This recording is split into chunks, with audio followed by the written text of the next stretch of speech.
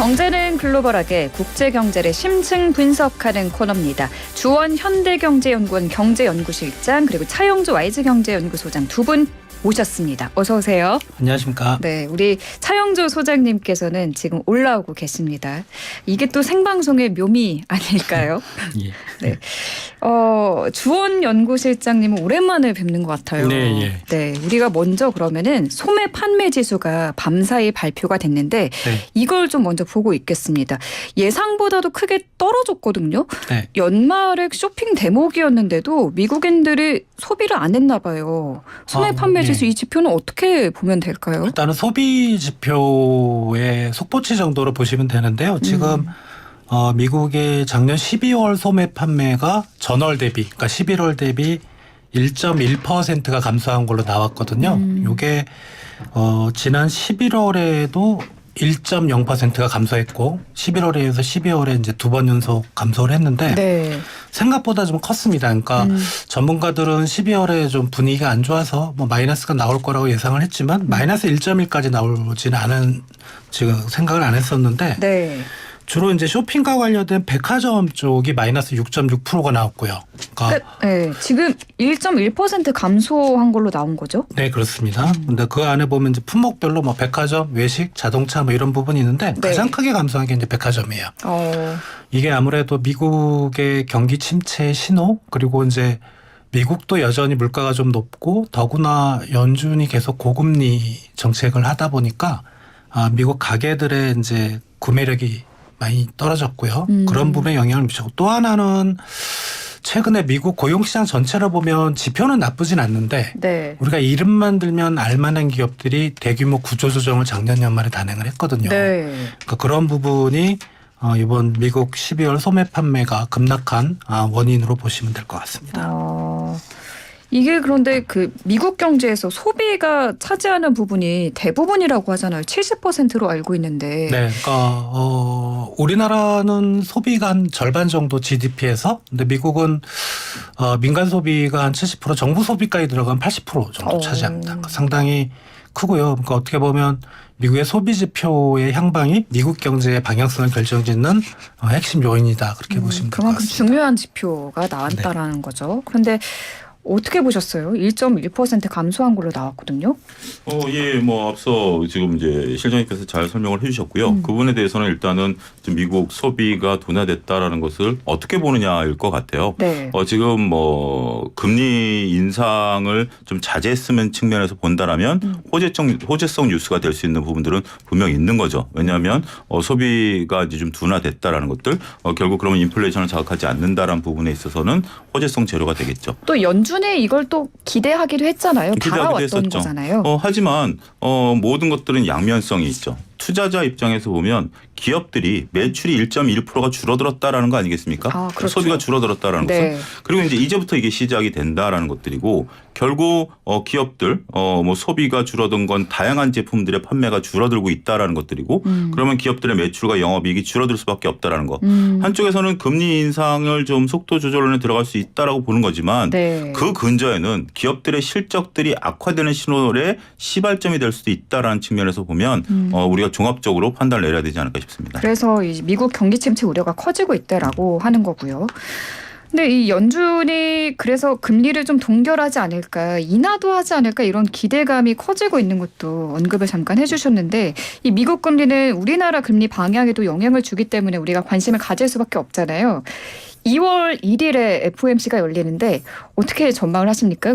0.25% 인상이 그래도 유력한 상황인가요? 글쎄요, 뭐 그분들이 어떻게 판단을 내릴지는 모르겠습니다만 저는 그 기조도 중요한 것 같아요. 하나투자증권에서 2023년에 대한 전망을 책자로 그러니까 시중에서 구할 수 있는 책자로 발행을 하셨더라고요. 단순하게 증권사에서 나온 어떤 리포트가 아니라 거기서 이제 그 경제 전망 그 경제에 대한 부분들에 있어서 한 대목이 이렇게 나온 거예요. 어떻게 보면 뭐 반성문 같은 건데 2022년을 돌아보면 연준은 그냥 우리들에게 공표한 대로 따박따박 제 갈 길을 걸어왔는데 시장에서 우리가 연준이 더 이상 빅스텝을 안 할 것이야 아니면 연준이 이렇게 할 것이야 라고 예상을 해서 변동성을 우리가 키웠다라는 어떤 자성론이죠. 네. 그래서 연준은 지금까지는 25bp에 대한 얘기들은 있어요. 근데 물론 그들이 단순하게 공표했다라고 해서 그것을 무조건 지킨다라는 개념은 아니겠죠. 그렇죠. 여러 가지 지표들을 종합적으로 보겠죠. 네. 그렇지만 지금 당장 연준의 위원들의 어떤 뭐 발언이라든지 성향을 봤을 때는 지금 이번 2월 1일 날 우리나라 시간으로 발표되는 것은 25bp에 무게중심을 두는 것이 일단 좋을 것이고요. 만약에 여기서 연준이 조금 이거보다 스탠스가 낮아진다라면 네. 굉장히 그때 가서는 시장이 환호를 하겠죠. 악재는 아니니까. 그렇기 때문에 뭐 그렇다고 해서 50bp는 지금 뭐 거론조차 안 되는 상황이기 때문에 일단은 25bp를 기준점으로 두고 서로 여기서 정말 좋은 신호가 나오면 다행이지만 네. 그렇지 않은 것에 대한 것들도 생각을 해야 되지 않을까 싶습니다. 알겠습니다. 경기 침체 우려가 커지고 있는 미국의 경제 상황까지 살펴봤고요. 제니 젤런 미 재무장관과 류호 중국 부총리가 지난 18일 스위스 취리히에서 처음으로 대면 회담을 했습니다. 양국 경제를 쥐고 있는 두 사람이 만난 건데 어떻게 의미 있는 성과가 있었다고 하나요? 이게 이제 지난해 11월 인도네시아 발리에서 그 바이든 대통령하고 시진핑 중국 주석이 정상회담을 했었는데 하고 이제 말미에 이제 후속 조치의 일환으로 보이고요. 이제 뭐 그 경제 관련된 또는 뭐 외교나 군사 쪽도 있겠고 좀 만나야 된다. 장관들이 그렇게 얘기를 해서 뭐 그런 건데. 네. 근데 류호 중국 국무원 부총리는 그 이제 거의 실각되는 분위기거든요. 좀 있으면 그만둬요. 그래서 별 의미가 없지 않은가. 예. 뭐 아무튼 네. 그러니까 뭐 저번 작년 10월에 이제 중국 공산당 전국 대표 대회 중앙위원회 포함이 안 됐어요. 그래서 사실 퇴직을 앞두고 있습니다. 근데 뭐 그렇다고 하더라도 아무튼 네. 의미는 있을 것 같은데 네. 뭐 여러 가지 지금 그때 정상들 회담이 분위기가 썩 나쁘지는 않았거든요. 물론 양국의 그래요? 입장은 있지만 근데 중국의 그 입장은 이제 미국이 좀 속된 말로 중국을 그만 갈거라. 예, 그런 거고. 미국은 니들이 좀 숙여야 되지 않는가. 경제 쪽만 보면 이제 그런 분위기의 연장선으로 볼 것 같고요. 네. 거기에서 뭔가 우리가 주목할 만한 특별한 이슈가 나올 것 같지는 않은데 단 하나 네. 지금 바이든 행정부가 사실 그 트럼프 행정부 때 중국 제품에 대해서 고관세 정책을 했던 거 네. 그걸 한번 좀 되물리려고 했었다가 이제 못했거든요. 그런 부분에서 뭔가 좀 왜냐하면은 그게 이제 중국도 고통스럽지만 미국이 사실 중국산 소비재나 이런 거 중간재를 많이 수입하기 때문에 그렇게 높은 가격으로 미국에 들어오면 관세가 물려서 미국도 힘들어지거든요. 미국 기업들 그런 부분에 좀 얘기가 있지 않을까라고 생각은 되는데 네. 그렇게 뭐 알맹이는 없을 것 같아요. 지금 분위기는. 네, 크게 그렇습니다. 알맹이 있는 이야기는 안 나왔군요. 예, 약 3시간 동안 이제 회담을 했고요. 네. 3시간이나 두 사람이 만나서 네, 얘기를 3시간 했습니까? 동안 회담을 했습니다. 물론 이제 뭐 서로 간에 영어하고 중국하면 번역하는 시간 따지고 나면 절반밖에 안 네. 되겠지만 근데 이제 그래도 기네요. 3시간이. 네, 3시간이면 생각보다 좀 길었고요. 일단은 우리가 생각하는 건 조금 그러니까 우리는 둘이 싸우고 있다라고 생각을 하는데 그러니까요. 얼마 전에 지금 실장님 말씀하신 것처럼 두 정상이 만났었고 얘기를 했었고 그 후속 조치고 2월 달에 미국의 국무장관이 중국을 방문하도록 돼 있습니다. 그러니까 국무장관이 이제 중국을 방문하는 것이 이제 2월 달이고 네. 요 다음 달에 그러니까 지금 예측은 결정하지는 않았습니다만 앨런 재무장관이 중국에 방문하겠다라고 얘기를 했고 그러면 이제 스케줄상 국무장관이 갔다 온 다음 달이면 빠르면 한 3월이면 방문을 할 거다라고 지금 이제 언론에서 보도를 하고 있는 거죠. 네. 두 분들이 이제 언론에 공표한 것은 소통의 중요성을 이제 강조를 했다라는 거죠. 소통의 중요성을 강조를 하면서 그동안 소통이 부족했고 여기서 오해가 일부 발생됐고 이것들이 불필요한 상황 악화를 초래했다라는 것에 공감했다라는 것들이죠.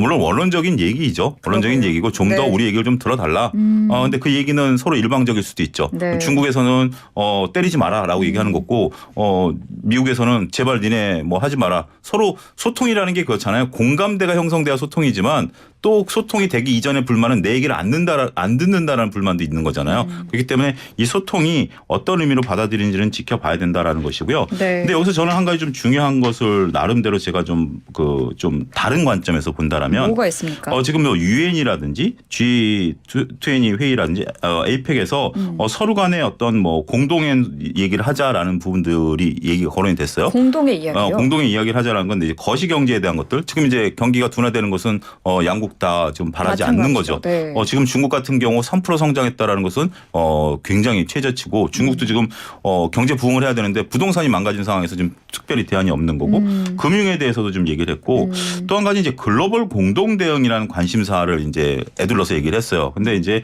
일부 언론에서는 이게 기후 문제에 대한 부분들도 있는 것이다라고 이제 판단을 하기 때문에 아이러니하게 작년 네. 하반기에 중국과 미국의 무역 규모는 사상 최대를 기록을 했습니다. 그게 뭡니까? 앞에서는 그렇게 막 엄청 싸우면서 뒤로는 교역이 지금은 엄청 좀 그런 활발했나 상태예요. 봐요. 여러 가지 밀월 관계라기보다는 아직까지 무역 기조가 바뀐 건 아니에요. 이제 장기적으로 바뀌긴 하겠습니다만 그런 상태에서 한편에서는 싸우지만 한편에서는 서로 실익을 찾으려고 하는 어떻게 보면 눈치 싸움이 될 수도 있죠.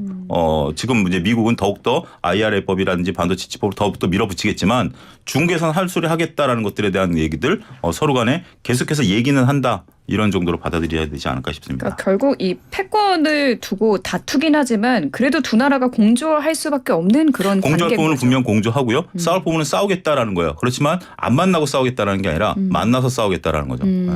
알겠습니다. 일단 그 다보스 포럼에서 나온 이야기들도 좀 봐야 될 것 같은데 전문가들 전망에 하나같이 암울하더라고요. 어떤 이야기를 내놨습니까?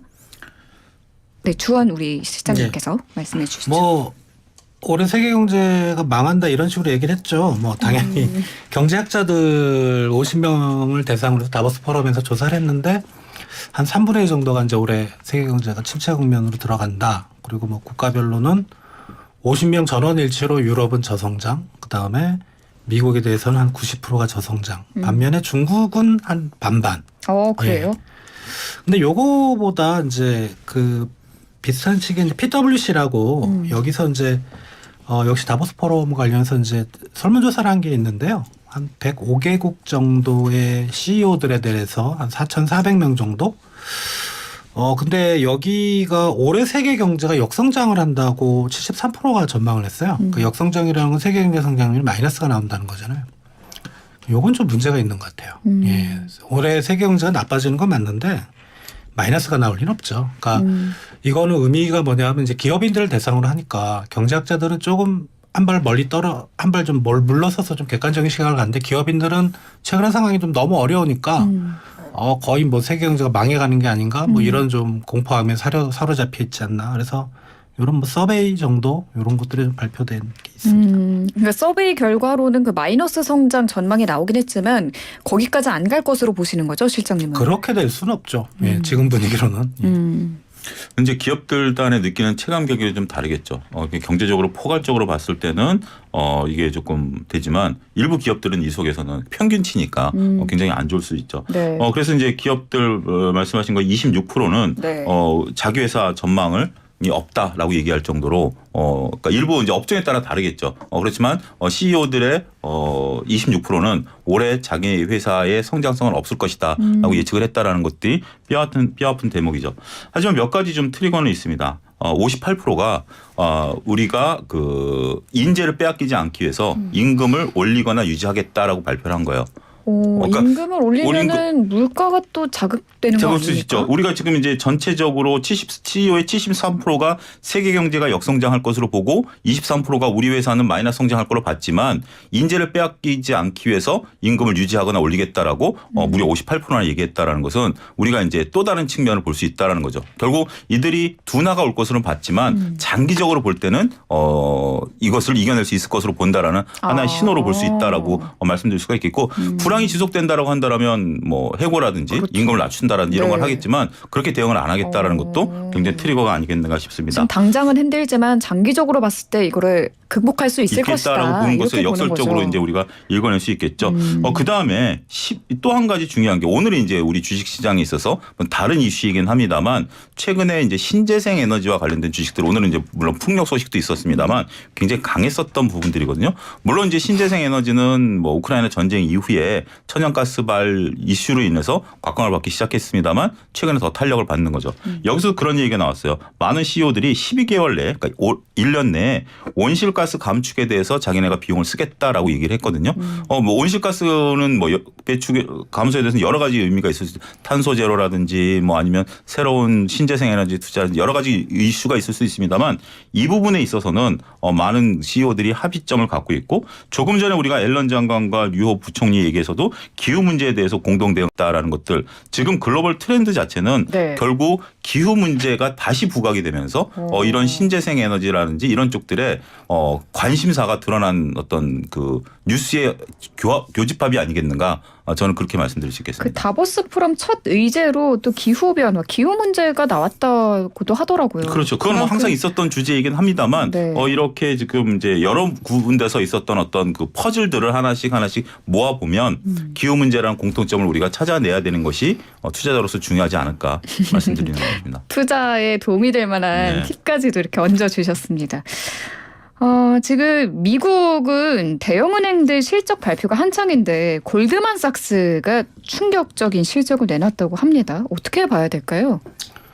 일단은 미국 은행들 우리도 그렇지만 기업 부분하고 소매시장 부분이 있죠. 그러니까 소매시장은 이제 개인들한테 대출해서 이제 금리를 받는 그런 부분이고 기업 부분은 이제 M&A하고 IPO를 생각하시면 될 것 같아요. 뭐 주식시장에 상장한다든가 이런 부분 쪽에서 미국 은행들이 많이 좀 손해를 본 것 같아요. 그래서 뭐 골드만삭스 같은 경우는 네. 작년 4분기 이제 그 실적을 가지고 이제 지금 얘기들을 하는데 순이익이 13억 3천만 달러로 1년 전 대비 66%가 줄었다고 해요. 근데 13억 이익 났으면 많이 난 거 아닌가? 예, 아무튼 많이 난 거 아니에요?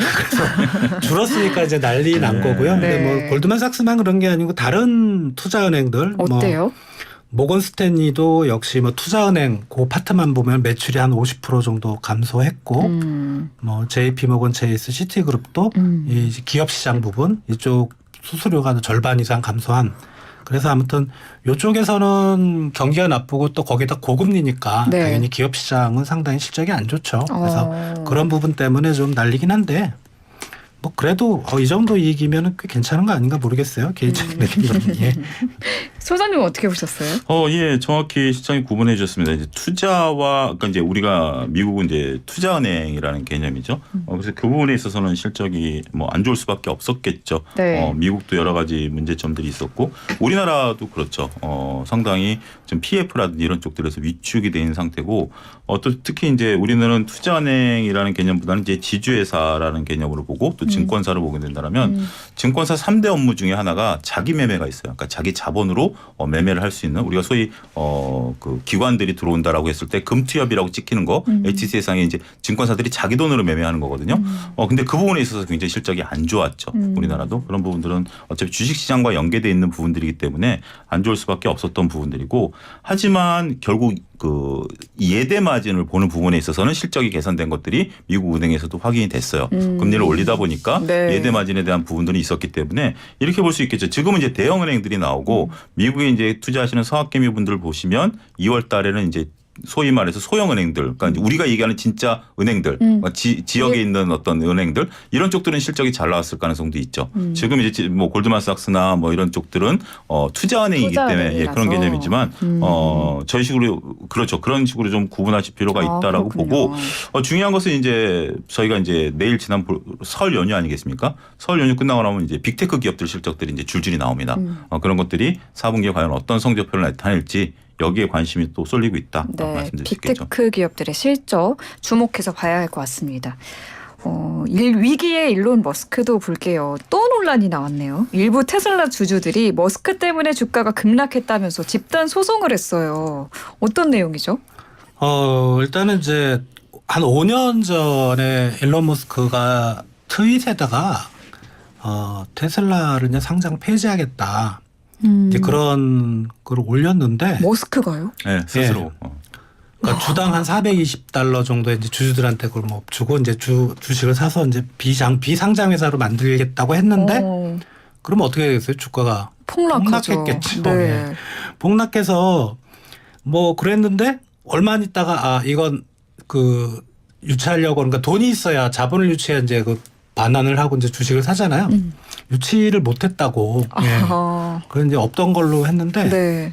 그러니까 우리나라 치면은 이제 금융감독원 정도 되나? 아무튼 미국의 증권거래위원회 SEC가 네. 이거를 조사를 했어요. 아무튼 SEC는 제가 듣기로는 일론 머스크 얘기만 나오면 경기를 해요. 그냥. 왜요? 예. 아무튼 그 쓸데없는 말이 많아서. 머스크가 실언을 많이 해서요. 뭐 아무튼 그래서 아무튼 경기를 하는데 네. 그래서 어떻게 뭐 합의했나 봐요. 그래서 뭐 넘어가나 보나 했는데 네. 지금 이제 그때 그 주가 폭락으로 좀 손실을 봤던 주주들이 있잖아요. 그 집단 소송이 나섰어요. 네. 그래서 이거가 이제 샌프란시스코 법원에서 이제 아마 심리가 진행이 되고 재판이 진행될 계획인 것 같아요. 근데 지금 분위기는 머스크가 좀 불리한 게 아닌가? 그래요? 그런 지금 분위기가 있어서 이게 좀 머스크한테 상당히 좀 리스크가 될 것 같은 생각입니다. 그렇군요. 이 법원 이 소송 결과가 어떻게 나오는지도 봐야겠네요. 이게 만만치가 않습니다. 이제 우리가 소위 말해서 집단 소송제라는 것을 우리 이제 소액주주분들이 우리나라에도 이제 도입하기를 바라고 있는 부분들도 있습니다만 쉽지 않은 거고 일단 미국은 있고요. 한편으로 역설적으로 우리나라 기업을 미국으로 옮겨라라고 주장하시는 분들도 있습니다.만 그런데 이 주가가 떨어지면은 집단 소송을 하는 그 법이 있는 거예요? 그러니까 이제 그 회사 경영진의 잘못이라든지 네. 경영진이 주주들에게 잘못을 어떤 뭐 메시지를 보냈다든지 그럼 소송을 걸 수 있는 거죠. 우리나라는 안 돼요? 우리나라는 법적으로 안 돼 있습니다. 우리나라는 하여튼 뭐 깊이 얘기는 이제 안 들어가겠고요. 네네. 일단 안 돼 있는 상황인데 말씀하신 것처럼 2018년 8월 7일서부터 17일 사이에 열흘 동안 있었던 얘기입니다. 이 트윗을 420달러 비상장을 하겠다라고 했었는데 이걸 이제 취소하면서 약 그때 당시에 테슬라 시총이 140억 달러가 날아갔기 때문에 여기에 이제 피해를 봤다라는 거죠. 그래서 요때 이제 그 주식을 갖고 있었던 분의 한정된 소송이에요. 이게 지금 주식을 갖고 있는 분들 혹시 그렇겠죠. 뭐 사업개미로 들어가서 나도 여기서 해당되는 거 아니냐? 전혀 해당이 안 되는 내용이고요. 안 되죠. 예, 근데 이제 이 테슬라 쪽 변호사들 얘기는 진짜 하려고 했다. 그럼 돈이 어디서 났느냐? 사우디 국부펀드가 돈 주기로 했다. 그 증명까지 이제 하고 있는 거예요. 네. 했는데 얘네가 돈을 갑자기 안 준다 그런다. 네. 그래서 우리 돈이 없어서 못한 거지. 우리가 그냥 뭐 기본 학상을 올렸던 건 아니다라고 좀 공방이 붙은 거예요. 그렇기 때문에 이 부분에 대해서는 한번 좀 지켜봐야 될 것 같고 네. 결국 이제 사우디 국부펀드가 돈을 진짜 줄 의사가 있었느냐 없었느냐 따지고 굉장히 복잡할 것 같아요. 쉽게 끝나지 않을 가능성이 있다라고 봐야 되겠죠. 장기화될 수도 있을 것이다. 그렇죠. 테슬라 주주 우리나라도 갖고 계신 분들 진짜 많잖아요. 좀 마음을 좀 편하게 지낼 수 있도록 일론 머스크가 좀 잘해줬으면 좋겠네요. 1부 여기서 마무리하고 2부에서 이야기 이어가겠습니다. YTN 라디오 생생경제 2부 시작합니다. 경제는 글로벌하게 차영주 와이즈경제연구소장, 주원 현대경제연구원 경제연구실장 두 분 모시고 함께하고 있습니다. 유튜브 생생경제 검색해서 들어오시면 보이는 라디오로 보시면서 함께 하실 수 있습니다. 일부에서 차영조 소장님이 잠깐 언급해 주셨는데 중국의 지난해 경제 성장률이 나왔죠. 3%가 나왔습니다. 이게 경제 쇼크 수준 아닌가요? 어떻게 보셨어요? 그렇죠. 우리가 굉장히 이 숫자 3% 성장, 3이란 숫자가 다른 나라에 비해서는 잘하고 있는 거 아니냐 이렇게 해석이 가능하지만 자, 중국 자체만 놓고 몇 가지 사항을 좀 비교해 드리도록 하겠습니다. 중국의 원래 2022년 경제 성장률 목표치는 5.5% 성장을 하는 거였습니다. 근데 결과가 3%가 나왔죠. 네. 특히 이제 4분기만 놓고 본다라면 2.9라는 숫자가 나왔습니다. 이 숫자가 어느 정도라면 코로나 때 2020년에 중국은 2.2% 성장을 했어요. 그것보다는 네. 좀 선방했죠. 근데 그거를 제외하고 난다라면 자, 문화 대혁명 시기인 1966년에서 1976년으로 가겠습니다. 그때 당시 1976년에 마이너스 1.6% 성장한 이후에 처음입니다. 그만큼 안 좋게 나왔군요. 그렇죠. 그러니까 코로나를 제외하고 나면 네. 그 처음이고요. 네. 또 중국이 우리가 1994년에 그 목표치를 제시하고 계획 경제를 실시한 이후에 세 번째예요. 세 번째 이렇게 목표를 미달했어요. 근데 1998년에도 목표를 미달했는데 8% 경제 성장한다고 그랬다가 7.8 했어요. 이게 미달했다고 볼 수 있을까 하지만 미달했죠. 또 2014년에 7.5 내외로 성장하겠다라고 했는데 7.4가 나왔어요. 이것도 미달이라고 본 거예요. 그 외에 5.5 성장하겠다는데 3이 나왔기 때문에 네. 엄청난 충격인 거죠. 왜 그랬을까요? 제로 코로나 정책 영향이 좀 컸을까요? 뭐 다양한 지금 트리거들을 좀 나타낼 수 있는 거기 때문에 네. 문제는 지금 이것을 이제 끌어올릴 방안이 그렇게 크지 않고 이런 성적표가 나오다 보니까 중국이 갑자기 방역을 해제하면서 어떤 걸 풀어낸다라는 거죠. 과거에는 중국이 이제 경제 성장률이 좀 둔화된다라는 지표들이 나올 때는 부동산 경기를 통해서 이것을 좀 풀어내려고 하는 노력들을 좀 보인 적들이 많습니다. 네. 그런데 지금 현재 헝다그룹 문제라든지 이런 부분들을 보는데 부문별로 보면 상황이 좀 더 안 좋은 부문별 상황들이 좀 나타나고 있는 거죠. 어떤가요? 우리가 소매 판매 같은 경우 마이너스 1.8이 나왔고요. 승용차 판매는 마이너스 6.5가 나왔고 그다음에 수출도 마이너스 9.9, 수입도 마이너스 7.5가 나오면서 70대 대도시 주택 가격도 마이너스 0.25를 기록하면서 대부분의 수치들이 마이너스를 기록하거나 아니면 마이너스에 근접하는 수치들이 나오면서 전반적으로 실적이 안 좋았다 이렇게 나타날 수 있겠습니다. 올해 중국 경제는 어떨까요? 반등할 수 있을까요? 작년이 연간으로 3.0인데 지금 주요 기관들은 한 4%대는 보고 있는 것 같아요. 그러니까 작년에 나빴던 원인이 이제 2분기 경제 성장률이 0.4%였거든요. 그때가 이제 상하이 도시 봉쇄 때문에 사람들이 이제 돌아다니지 못하니까 소비도 안 되고 생산도 못 하고 네. 그 영향이 컸던 것 같고 지금 4분기에 2.9% 나온 것도 좀 그 4분기 이제 12월에 들어서야 이제 중국이 제로 코로나를 포기했기 때문에 네. 4분기에도 상당히 확진자가 많이 늘면서 좀 고생을 했고 그런 부분을 생각하면 올해는 분명히 반등은 있는데 다만 이제 최근에 중국 정부가 공식적으로 발표는 안 하지만 확진자 수가 많이 늘었고 엄청 사망자 늘었죠. 수도 많이 늘었다고 이제 추측들을 하잖아요. 지금 이제 워싱턴대 산하에 의과대 산하에 보건계량 분석 연구소라는 데가 있습니다. 거기가 이제 IHM이라는 데인데 중국의 실제 확진자 수를 지금 한 100만 명 정도 하루에 그렇게 보고 있어요. 그리고 네. 이게 한 300만 명 정도 돼야 피크를 찍고 내려간다 이렇게 보고 있는데 다만 이제 좀 다행스럽다고 할 수 있는 부분은 그게 한 2, 3개월이에요. 그러니까 작년 12월부터 시작했으니까 올해 1분기 중에는 얘네 방역 상황이 좀 안 좋다가 네. 이제 그 2분기 이후에는 좀 방역 상황이 그러니까 그 개선이라는 게 백신 때문이 아니고 확진자 정점을 찍고 예, 다 걸리니까 이제 확진자 수가 이제 나올 수 없는 거죠. 집단 면역도 예, 되고. 그게 이제 동남아시아 국가에 그런 사례가 좀 몇 개국이 있었어요. 네. 그러니까 미얀마나 이런 국가들이 어쩔 수 없이 이제 막았다가 풀었는데 한 서너 개월 정도 좀 고생하고 그 이후부터는 뭐 경제 상황이든 방역 상황이든 상당히 개선되는 그런 움직임이 있어서 그런 거를 감안하면 올해는 작년보다 경제 성장률 자체는 1분기 빼놓고 괜찮아질 걸로 그렇게 생각이 되고 실제 이제 아이비들 투자은행들도 네. 올해 1분기를 상당히 좀 낮게 보고 있고요. 좀 많이 낮은 수준의 성장을 할 거라고 보고 있는데 1분기까지는 어렵고. 예, 2분기부터는 좀 개선되는 걸로 2분기만 해도 지금 아이비들 평균치 구하면 한 6.7% 정도 나와요. 그러니까 그 논리가 또 맞는 것 같고 네. 이제 그런 분위기를 지금 감지하고 있습니다. 그나마 다행이긴 한데. 중국도 네. 지금 이제 최근에 발표된 지표를 보면 저축이 많이 늘어 있는 상태예요. 그러니까 이제 미국 같은 경우도 미국은 소비했는데 코로나 때문에 어쩔 수 없이 저축이 늘어났었던 것처럼 그때 지금 보복 소비로 늘어나고 있지 않습니까? 중국도 거의 유사한 상황이에요. 일부 통계는 5경 위안이 지금 저축으로 늘었다라는, 그러니까 한 3경 위안 정도 저축으로 늘었다라는 그런 보도가 있는데 기존에 있었던 것들에 비해서 저축이 일단은 쏘지 않았으니까 이제 통장에 잔고들이 좀 쌓였던 거죠. 이런 것들이 이제 2, 3분기 정도에는 뭐 보복 소비 비슷하게 폭발할 가능성이 있고 더군다나 이제 중국이 그 해외여행을 풀었을 때 사이트들이 마비되는 현상들이 벌어졌었다라고 하잖아요. 이제 우리나라 일본은 맞긴 했습니다만 네.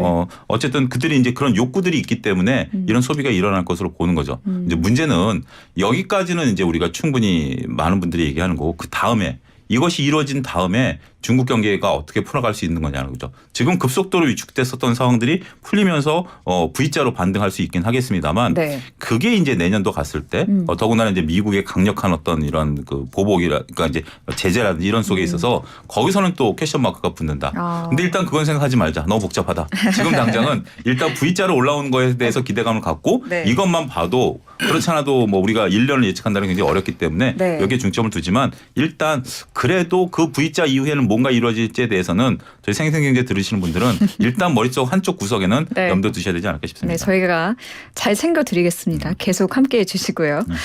일단 근데 중국 경기가 악화가 되면 우리나라 수출 주력 시장이 중국이라 우리 경제도 타격을 받을 수밖에 없잖아요. 특히 수출 쪽에 있어서 뭐 대체제나 대안을 찾아야 될까요? 뭐 동남아, 인도 이야기도 많이 하던데 요즘 어떻게 보시나요?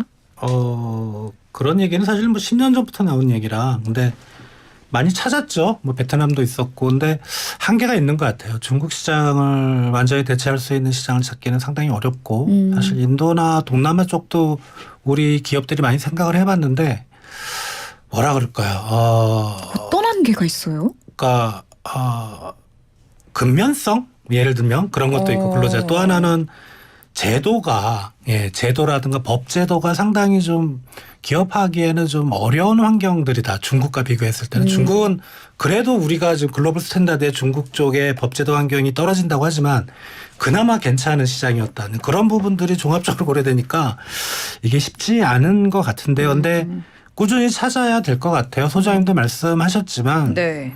그리고 뭐 우리가 항상 논의됐지만 미국이 중국을 저렇게 견제를 하게 되면 사실 지금 당장은 아니겠지만 중국이 세계 시장에 대한 영향이 점점 밀려날 거고 거기에 매달려 있으면 우리나라도 같이 밀려나거든요. 네. 그러니까 그런 부분 생각할 때 대안은 분명히 찾아야 될 것 같고 지금은 동남아 정도인 것 같아요. 인도도 좀 한계가 있는 것 같고 예, 그렇게 생각이 됩니다. 그러니까 중국을 대체할 수출 시장에 아직까지는 뭐 특별한 대안이 없다. 하지만 찾아내야는 한다라는 말씀해 주셨는데 소장님은 어떻게 생각하세요? 그렇죠. 결국은 이제 기업들 입장에서 보면 뭐 이거는 뭐 국가가 나서지 않더라도 제가 이 특정 기업을 중국에서 운영하고 있다라고 보는데 다양한 지진이 나온다면 제가 살기 위해서라도 어딘지 이제 뚫어내야 되겠죠. 네, 새로운 활로를 좀 찾아야 될 것 같아요. 되겠죠. 네. 이제 그런 것들이 보면 가장 이제 눈에 띄는 것이 그 평균 연령이 45세가 베트남이에요. 베트남 평균 연령이 45세요.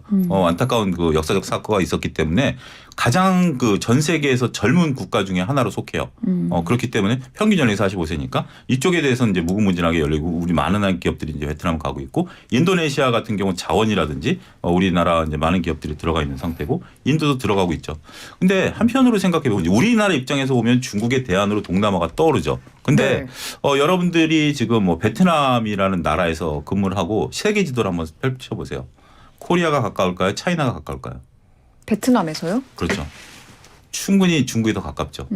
중국이 더 베트남 같은 경우는 지리 그 육로로도 중국과 연결돼 있는 나라고. 그다음에 뭐 태국 같은 경우도 육로로도 뭐 다른 나라를 거치긴 한다래도 충분히 가능하고 감정적으로나 심정적으로나 우리가 훨씬 접근하기 좋죠. 우리가 일본과 싸워도 일본은 이웃나라라는 표현을 종종 쓰잖아요. 그런 것처럼 베트남이나 이쪽은 중국이 더 가까울 수도 있는 거고 많은 또 화교분들이 또 계시고 하는 거기 때문에 네. 쉽지는 않아요. 하지만 뚫어낼 걸로 보고 여기에 방점을 찍기보다는 분명 뚫어낼 것이다라는 거에 방점을 찍어야 되지 않을까 싶습니다. 알겠습니다. 지금 뭐 중국과 미국 상황도 좀 보면 버지니아주는 미국 완성차 업체 포드와 중국 배터리 기업 어디죠? 리더사이라고 하던데 합작 공장을 유치하지 않겠다고 했습니다. 이거 어떤 내용인가요? 일단 좀 우회를 해가지고 이들이 이제 지금 직접 CATL이 미국으로 이제 들어가지 못하니까 합작 범위를 만들어가지고 이제 들어가겠다라는 개념으로 이제 접근을 한 건데 보통 이제 우리나라 같은 경우도 그 미국에 이제 진출하게 되면 이제 주 정부와 협의를 하죠. 보통 공장을 도시에다가 짓는 게 경우는 없고 우리식으로 얘기하면 논밭에다 짓는 거예요. 공장을 그래야 이제 부지도 제공을 받을 수 있고 네. 그렇게 되면 논밭에다가 공장을 지으려면 기반 시설을 끌어와야죠. 도로도 닦아야 되고 전기 상하수 이걸 이제 주정부가 해주는 거죠. 해주는 조건으로 우리한테 이제 특혜를 베푸는 그런 그 대신에 이제 거기 되면 이제 타운이 하나 형성이 되니까 주정부에서는 고용이 창출된다라는 측면을 접근하는 건데 네. 이게 지금 거의 얘기가 다 된 상태에서 지금 어긋나기 시작하는 거죠. 아예 얘기조차 안 됐다라면 우리가 이제 CAT에서 타진했을 때 버지니아에서 처음부터 우리 협상 안 해라고 했는데 네. 어느 정도까지 얘기가 된 상태에서 갑자기 이제 소위 말해서 위에서 안 된다 그러더라. 그러니까 버지니아주의 이 합작 공장을 짓기로 했다가 다시 안 하겠다라고 그렇죠. 한 그런 거잖아요. 식이죠. 그런 식이 왜요? 지금 얘기가 나오는 건데 미국 입장에서는 곤혹스러운 거죠. CATL을 받아놓은 상태에서 지금 작년 가을에 IRA법이 나온 상태고 12월 29일 날 IRA법의 후속 법안이 좀 다소 완화되는 것들이 나왔지만 궁극적으로는 2025년 정도라면 완전히 중국을 배제하는 움직임이 나오겠죠.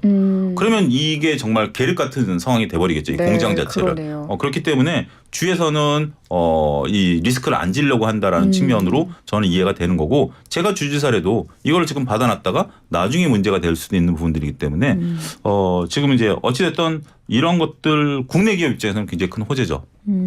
왜냐하면 미국이 지금 막대한 미국은 자동차 회사가 정말 수천 개까지는 안 가요. 수백 개가 있겠죠.